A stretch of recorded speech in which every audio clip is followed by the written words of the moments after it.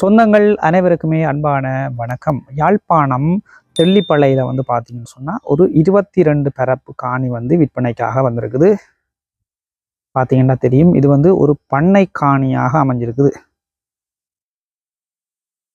அதாவது எல்லா வளமும் கொண்ட ஒரு ஒருங்கிணைந்த ஒரு பண்ணை காணியாக இந்த காணி அமைஞ்சிருக்குது. முன்னுக்கே உங்களுக்கு பார்த்தீங்கன்னா தெரியும், பெரிய ஒரு டபுள் கேட் ஒன்று போட்டிருக்காங்க பாருங்க. பெரிய டபுள் கேட் போட்டு முன்னுக்கு மதில் கட்டியிருக்கிறாங்க. அப்படியே எங்கேயால பார்த்தீங்கன்னு சொன்னால் ஒரு வீடு ஒன்று இருக்குது. வேலையாட்கள் தங்குறதுக்குரிய வீடு இது. இதில் ஒரு ரூமும் ஒரு கிச்சனோட ஒரு வீடு ஒன்று இருக்குது. இங்கே வேலை செய்கிற ஆட்கள் தங்கி இருக்கிறதுக்காக இந்த வீடு கட்டப்பட்டிருக்குது.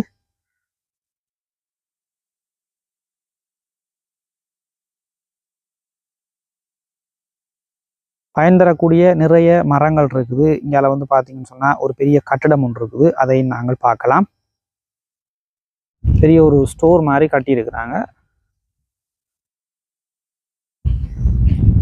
நீங்கள் இதை பிளான் பண்ணி ஒரு வீடாக கூட மாற்றிக்கொள்ளலாம். அதுக்கு முன்னுக்கு பார்த்தீங்கன்னு சொன்னால் இதில் ஃப்ளாட் பண்ணி கட்டியிருக்கிறாங்க பாருங்கள்.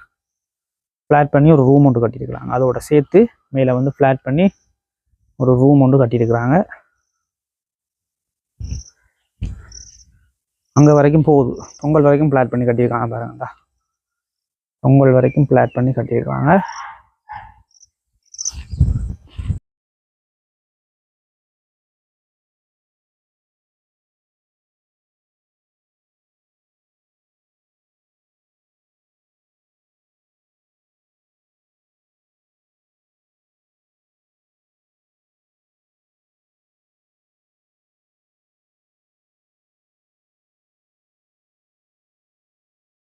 இங்கே இதில் பாருங்கள், டாய்லெட் வசதி இருக்குது. இங்கே ஒரு டாய்லெட் ஒன்று இருக்குது. அதே மாதிரி இங்கால பார்த்தீங்கன்னு சொன்னால் இதில் நல்ல உயரத்தில் தண்ணி டேங்க் கட்டியிருக்கிறாங்க.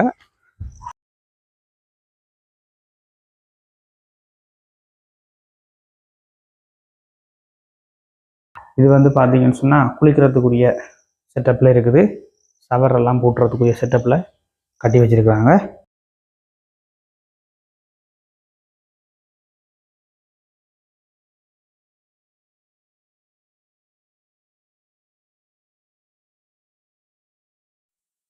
சரி, இப்போ நாங்கள் கட்டட தொகுதியை பார்த்தாச்சு. அடுத்த கட்டம் இதுக்குள்ளே நிற்கக்கூடிய பயன் தரக்கூடிய மரங்கள் என்னென்ன இருக்குன்றதை நாங்கள் பார்க்கலாம். எவ்வளோ அழகாக வச்சிருக்கிறாங்க பாருங்க. சைட்டில் இந்த கட்டெல்லாம் கட்டி இங்கே நல்ல லைனாக பாக்கு மரங்கள் வச்சிருக்கிறாங்க. எவ்வளோ நேர்த்தியாக இருக்குது அப்படின்னு சொல்லி பாருங்க. நல்லா க்ளீனாக இருக்குது பாருங்க. காணி நல்லா சுத்தமாக வச்சிருக்காங்க.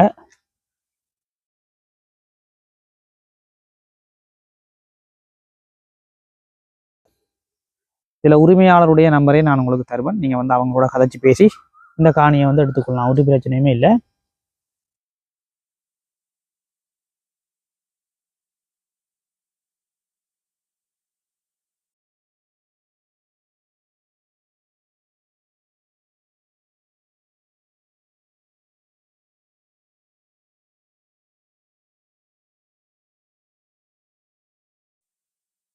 இதில் பார்த்தீங்கன்னு சொன்னால் ஒரு 120 தென்னை மரங்கள் இருக்குது. அதாவது சில தென்னை மரங்கள் காய்ச்சிட்டுது, சில தென்னை மரங்கள் காய்க்கக்கூடிய பருவத்தில் இருக்கு. உங்களுக்கு பார்த்தீங்கன்னா தெரியும், கூடுதலான தென்னை மரங்கள் பாலை தள்ளித்தான் இருக்குது, காய்க்கக்கூடிய பருவத்தில் இருக்குது. 120 தென்னை மரங்கள் இருக்குது மொத்தமாக.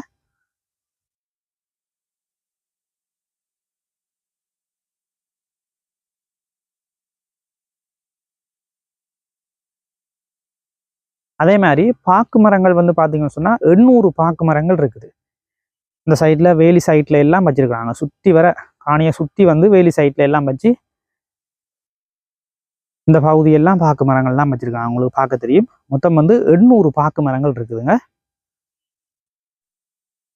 அதே மாதிரி பார்த்தீங்கன்னு சொன்னால் மாமரம் ஒரு 25 மாமரங்கள் இருக்குது. எல்லாம் பார்த்தீங்கன்னு சொன்னால் ஒவ்வொரு அளவான சைஸில் இருக்குது. பார்த்தீங்கன்னா தெரியும். கொஞ்சம் உள்ளே இறங்கி உங்களுக்கு காட்டுறேன் பாருங்க. மாமரத்தினுடைய சைஸை காட்டுறேன் பாருங்க. இதாக இருக்குது பாருங்க. இந்த சைஸில் இதை விட கொஞ்சம் சின்ன சின்ன சைஸுகள்லையும் இருக்குது. மாமரமும் எல்லாம் காய்க்கிற பருவத்துக்கு வந்துட்டு. இதில் வந்து பார்த்தீங்கன்னு சொன்னால் மொத்தம் வந்து ஒரு 25 மாமரங்கள் இருக்குது. உங்களுக்கு பார்க்க தெரியும் பாருங்க.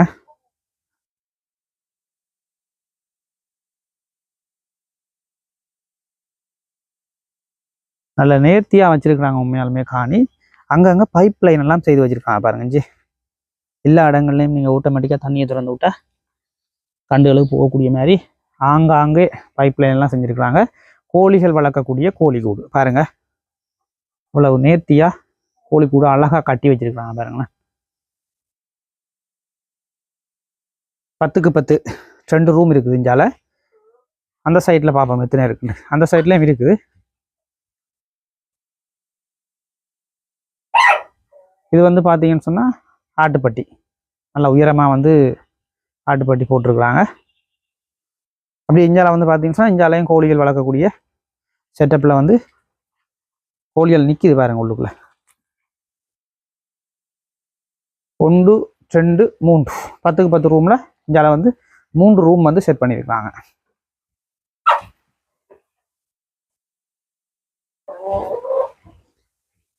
இந்தியாவில் வந்து இதில் வந்து ஒரு ஸ்டோர் ரூம் ஒன்று இருக்குது. பொருட்கள் வச்சிருக்கக்கூடிய மாதிரி ஒரு சின்ன ஒரு ஸ்டோர் ரூம் ஒன்று கட்டியிருக்கிறாங்க. இந்தியாவில் மாடு வளர்க்குறதுக்குரிய மாட்டு கொட்டில்.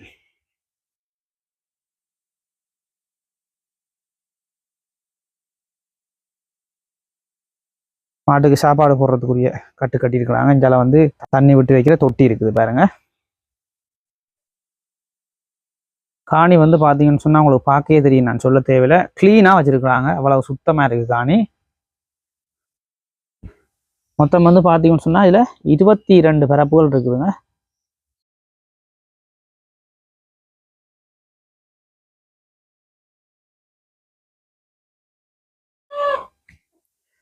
இங்கால வந்து பார்த்தீங்கன்னு சொன்னால் இது வந்து ஆட்டுப்பட்டி.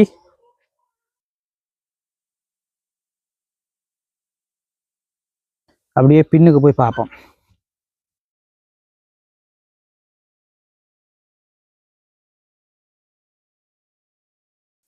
மாதுளை மரங்கள் இந்த சைஸில் வந்து பார்த்தீங்கன்னு சொன்னால் ஒரு 25 மாதுளை மரங்கள் நிற்குது. எல்லாம் இப்படி சைஸில் இருக்குது. பார்க்க தெரியும் உங்களுக்கு. 25 மாதுளை மரங்கள் இருக்குது.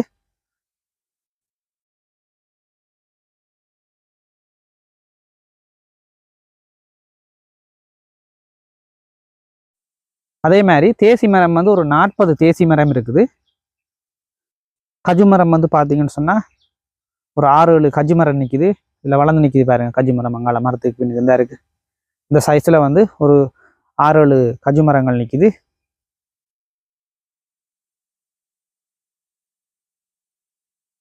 அதே மாதிரி அன்னமுன்னா மரம் இருக்குது, லாவுல் மரங்கள் இருக்குது, முருங்கை மரம் இருக்குது. வேலியை சுற்றி தேக்கு மரம் வந்து வச்சிருக்கிறாங்க. இப்படி நிறைய பயன் தரக்கூடிய மரங்கள் எக்கச்சக்கமாக இருக்குது. பிளாமரங்கள் வந்து பார்த்தீங்கன்னு சொன்னால் ஒரு 2 பிளாமரம் ஏதோ நிற்கிது. இப்படி நிறைய மரங்கள் பயன் தரக்கூடிய மரங்கள் எல்லாம் இருக்குது. இதோட அந்த காணி முடியுது. அந்த எல்லை அந்த தெரியுது பாருங்க, அந்த எல்லையோட காணி வந்து முடியுது. மொத்தம் வந்து 22 பரப்புகள் இதில் இருக்குது.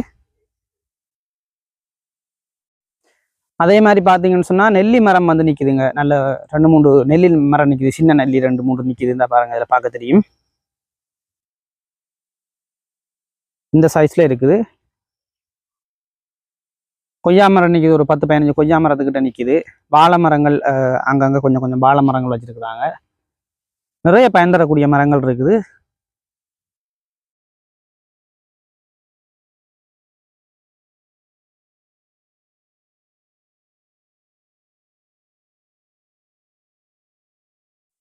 இந்த சைஸில் கொய்யா மரங்கள் நிற்கிது. ஒரு 10-15 கொய்யா மரம் நிற்கிது. இந்த காயும் காய்ச்சிட்டு பாருங்க, தெரியும் பார்க்க. இந்த காணியோட விலை வந்து பார்த்தீங்கன்னு சொன்னால் ஒரு பரப்பினுடைய விலை வந்து 23 லட்சம் ரூபா சொல்கிறார் உரிமையாளர். ஆனால் வந்து பார்த்தீங்கன்னு சொன்னால் இது பேசி தீர்மானித்து நீங்கள் வந்து எடுத்துக்கொள்ளக்கூடிய ஒரு விலையாகத்தான் இருக்குது. நான் இதில் உங்களுக்கு உரிமையாளருடைய தொலைபேசி இலக்கங்களையே தாரன். நீங்கள் வந்து அவருடைய கதைச்சி பேசி இந்த காணியை வந்து எடுத்துக்கொள்ளுங்க, ஒரு பிரச்சனையுமே இல்லை.